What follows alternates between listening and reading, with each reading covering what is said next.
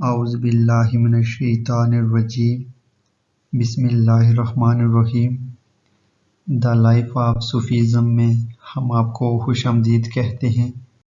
آج ہم آپ کو بابا فرید رحمۃ اللہ علیہ اور ایک غریب عورت کے بارے میں بتائیں گے۔ ایک غریب عورت حضرت بابا فرید الدین مسعود گنج شکر رحمۃ اللہ علیہ کے پاس آئی اور اپنی مفلسی کی شکایت کی۔ اس کی بیٹیاں شادی کی عمر کو پہنچ گئی تھی، لیکن اس کے پاس کوئی مال اسباب نہ تھا۔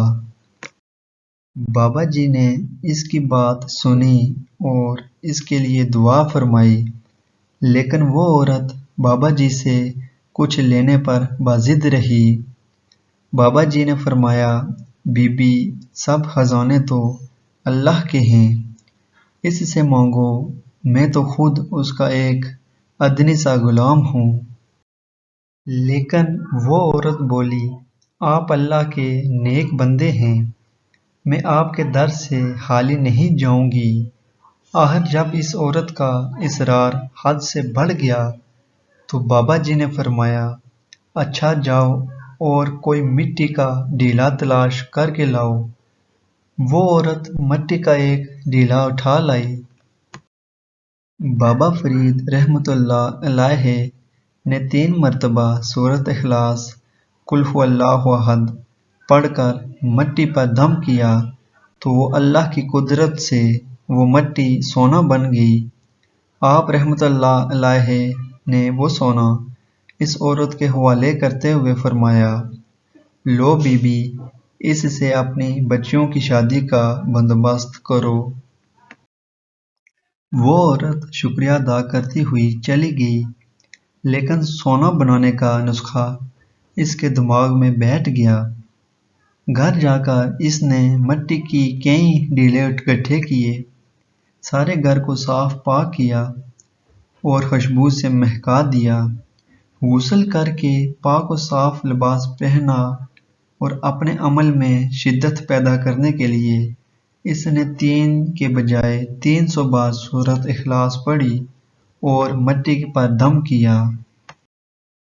اس عورت کا خیال تھا کہ ان کے مٹی سونے میں بدل جائے گی، لیکن ایسا کچھ نہ ہوا۔ اس عورت پر جنون کی کیفیت سوار ہو گئی۔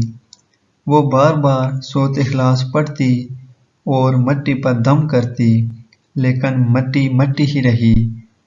وہ 3 دن تک سورۃ اخلاص پڑھتی رہی، لیکن سب بے سود رہا۔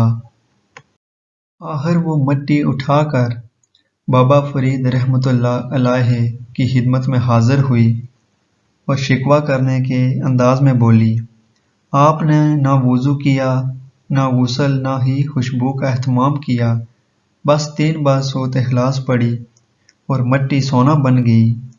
میں نے غسل کیا، خوشبو لگائی، گھر کو پاک صاف کیا اور 3 دن سے سورۃ اخلاص پڑھ رہی ہوں، لیکن مٹی سونا نہیں بنتی۔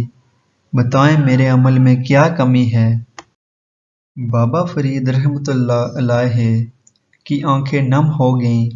آپ رحمۃ اللہ علیہ نے سر جھکا لیا اور بھیگے ہوئے لہجے میں فرمایا، تیرے عمل میں کوئی کمی نہیں تھی، بس تیرے منہ میں فرید کی زبان نہیں تھی۔